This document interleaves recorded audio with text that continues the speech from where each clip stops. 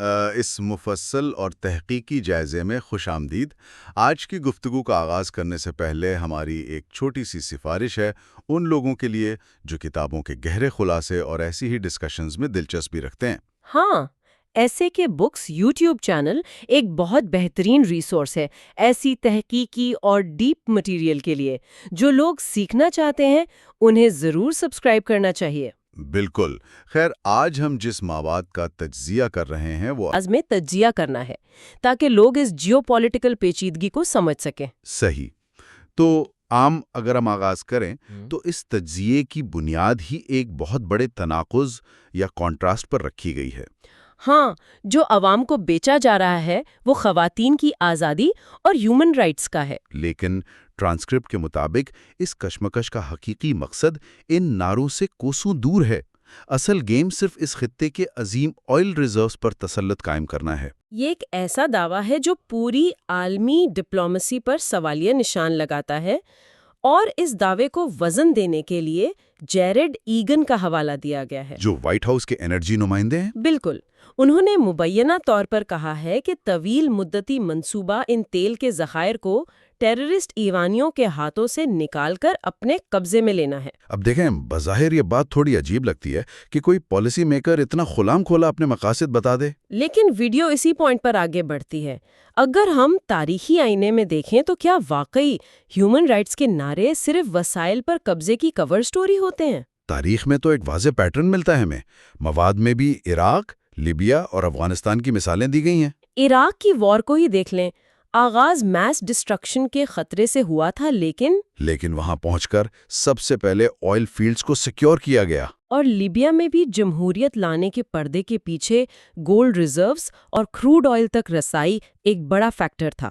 اس پوری ڈیبیٹ کا مرکزی نقطہ یہی ہے کہ عوام کو ہمیشہ ایک جذباتی بنیا بیچا جاتا ہے، جبکہ پردے کے پیچھے مقصد گلوبل سپلائی چینز کو کنٹرول کرنا ہوتا ہے۔ یہی وہ پوائنٹ ہے جہاں سے ویڈیو زمین پر ہونے والی تباہی کی طرف مڑتی ہے، اور جو مناظر بیان کیے گئے ہیں وہ کسی پوسٹ اپوکلپٹک فلم جیسے لگتے ہیں۔ ہاں، وہ تہران کے حوالے سے جو ذکر تھا، آسمان پر میسو مشروم کلاؤڈز بن گئے، ہر طرف آگ تھی۔ اور گاڑیوں پر ہونے والی ایسڈ رین کی بات کی گئی۔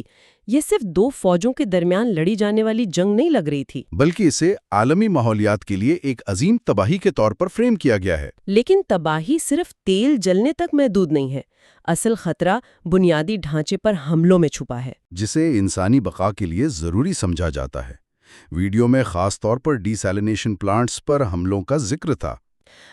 کیشم آئیلینڈ اور یو اے ای کے فجائرہ والے پلانٹس، اور کویت کا دوحہ ویسٹ پلانٹ بھی شامل تھا اس میں۔ اس بات کو سمجھنا بہت ضروری ہے کہ ان خلیجی ممالک میں زمین دوز میٹھا پانی موجود ہی نہیں ہے۔ تو ان پلانٹس کی تباہی کا مطلب پینے کے پانی کی مکمل بندش ہے، یہ فوجی ٹھکانوں پر حملہ نہیں ہے۔ یہ تو ایک پوری آبادی کی لائف سپورٹ مشین کا پلگ نکالنے کے برابر ہے۔ اس ڈسکشن میں جو سب سے بڑا آئی اوپنر تھا وہ ان ممالک کی پانی اور خوراک پر ڈیپینڈنس کا موازنہ تھا۔ وہ سٹیٹسٹکس واقعی حیران کن تھے۔ سعودی عربیہ، یو اے، کویت اور قطر اپنے پینے کے پانی کے لیے 50 سے 90% تک انہی پلانٹس پر انحصار کرتے ہیں، اور اس کے بالمقابل ایران کی ان پلانٹس پر ڈیپینڈنس صرف 3% ہے۔ خوراک کی کہانی بھی ایسی ہی ہے۔ گلف ممالک اپنی 80 سے 90% خوراک امپورٹ کرتے ہیں، جبکہ ایران صرف 25% امپورٹ کرتا ہے۔ اب یہاں ذہن میں یہ سوال پیدا ہوتا ہے کہ ان ٹارگٹس کو چننے کے پیچھے مقصد کیا ہے؟ کیا یہ صرف دشمن کی آبادی کو تکلیف پہنچانا ہے، یا اس کے پیچھے کوئی معاشی ماسٹر پلان کام کر رہا ہے؟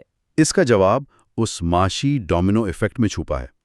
اگر ان پلانٹس اور امپورٹ انفراسٹرکچر پر حملے کامیاب ہوتے ہیں تو گلف میں پانی اور خوراک کا شدید بحران آ جائے گا۔ انہیں ایمرجنسی بیسس پر دنیا بھر سے وسائل خریدنے پڑیں گے، جس سے ان کی معیشت کولیپس ہونے کے قریب پہنچ سکتی ہے۔ اور یہاں سے کہانی امریکہ کی طرف مڑتی ہے۔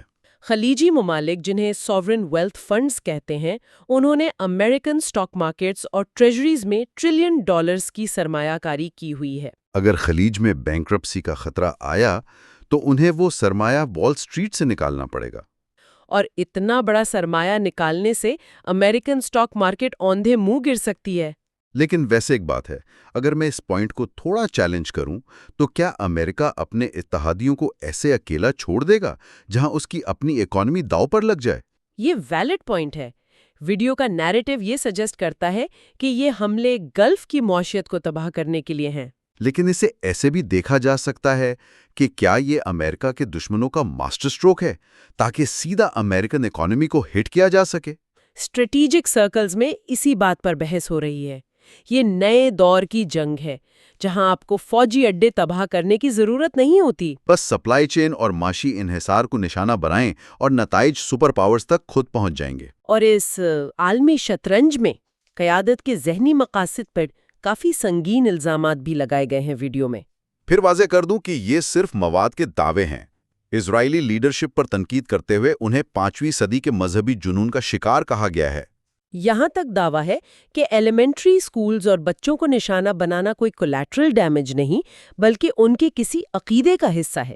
یہ انتہائی پریشان کن فریم ورک ہے جس سے اس کانفلکٹ کو ڈیفائن کیا جا رہا ہے۔ مزمل کی ویڈیو اس ذہنیت کو ایکسپوز کر رہی ہے جو ماس ڈسٹرکشن کو جسٹیفائی کرتی ہے ڈیوائن مینڈیٹ کے ذریعے۔ اور یہ تنقید صرف وہاں تک محدود نہیں، امریکن قیادت خاص کر ڈونلڈ ٹرمپ کے حوالے سے بھی ایسی ہی تنقید ہے۔ ٹرمپ کو ٹرانسکرپٹ میں جدید دور کا کیلیگولا قرار دیا گیا، وہ پاگل رومن بادشاہ جو اپنے وحشیانہ فیصلوں کے لیے مشہور تھا۔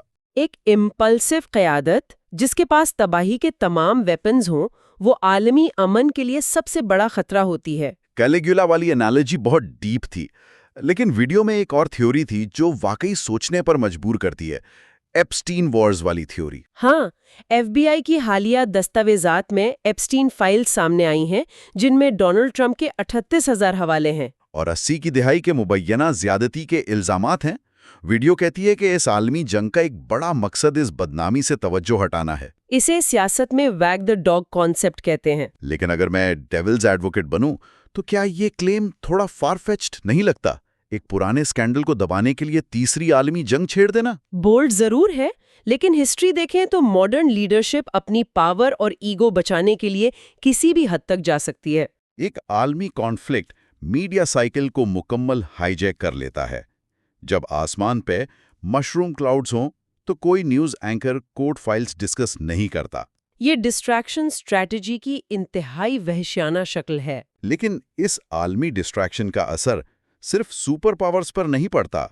ہمارا بنیادی سوال یہ تھا کہ پاکستان پر اس کا کیا اثر ہے؟ ٹرانسکرپٹ اس پوائنٹ کو پاکستان کے عام آدمی سے جوڑتا ہے۔ حال ہی میں پیٹرول کی قیمت میں 55 روپے کا تاریخی اضافہ ہوا ہے۔ ایک عام انسان کی نظر سے دیکھیں تو یہ اچانک جھٹکا برداشت کرنا ناممکن لگتا ہے۔ بظاہر اسے عالمی جنگ اور IMF کا نتیجہ بتایا گیا، لیکن ویڈیو اسے ایلیٹ کیپچر اور داخلی کمزوریوں کا نتیجہ قرار دیتی ہے۔ وہ کیسے؟ جب عالمی بحران آتا ہے تو قیمتیں بڑھتی ہیں، لیکن پاکستان پر تنقید یہ ہے کہ عام آدمی کی جیب کاٹ کر اشرفیہ کو مفت تیل اور پروٹوکول دیا جا رہا ہے۔ حکومت یا تو اشرفیہ کی سبسڈی کم کرے یا عوام پر انڈائریکٹ ٹیکسز لگائے۔ تنقید اس بات پر کرتا ہے کہ عالمی حالات کا بہانہ بنا کر ایلیٹ ایکو سسٹم کو پروٹیکٹ کیا جا رہا ہے۔ اور معاشی اثرات کے ساتھ ساتھ ایک شدید جیو پولیٹیکل دباؤ بھی بن رہا ہے پاکستان پر۔ جنرل عاصم منیر اور سعودی ڈیفنس منسٹر کی ملاقات کا حوالہ تھا اس میں۔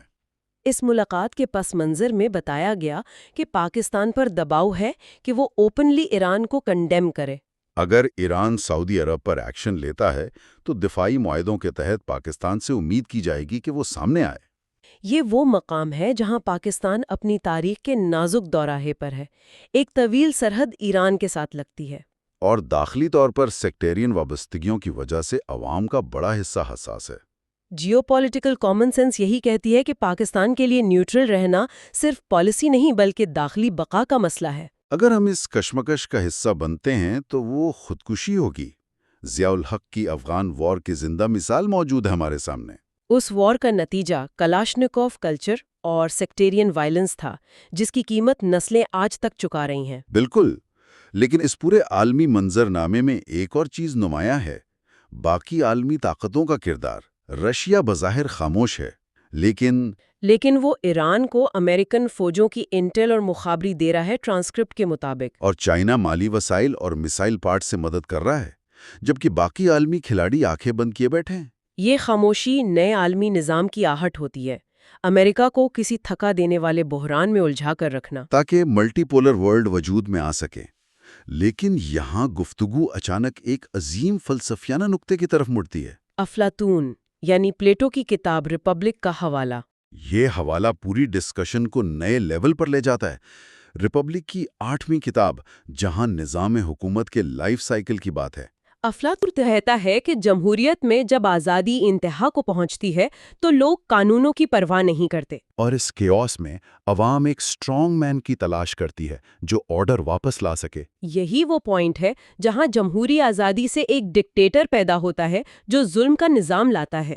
ویڈیوز تھیوری کو آج کے رائٹ ونگ پاپولسٹ لیڈرز پر میپ کرتی ہے، چاہے وہ ٹرمپ ہوں، نیتنیاہو ہوں یا مودی۔ یہ لیڈرز مذہبی اور قومی نعرے ابھار کر آتے ہیں اور عوام کو تقسیم کرتے ہیں، اور عالمی قانونوں اور امن کو دیوار سے لگا دیتے ہیں۔ تباہی انہی اسٹرانگ مین کی انا کا نتیجہ ہے۔ اگر ان تمام کڑیوں کو جوڑیں تو خلاصہ یہ نکلتا ہے کہ یہ جنگ مختلف لیئرز میں لڑی جا رہی ہے۔ ایک طرف تیل اور پیٹرو ڈالرز کی سیاست ہے، دوسری طرف پانی اور ڈی سیلینیشن پلانٹس کی آنے والی جنگ ہے۔ پھر عالمی سرمایہ کاری کو بچانے کی کشمکش ہے، اور ان سب کے اوپر ایک عظیم جمہوری بحران ہے، جہاں عام انسان کی زندگی ایلیٹ کیپچر کا شکار ہو رہی ہے۔ لیکن اس تحقیقی گفتگو کو سمیٹنے سے پہلے ایک بڑا سوال ذہن میں آتا ہے۔ ہاں، جس پر واقعی غور کیا جانا چاہیے۔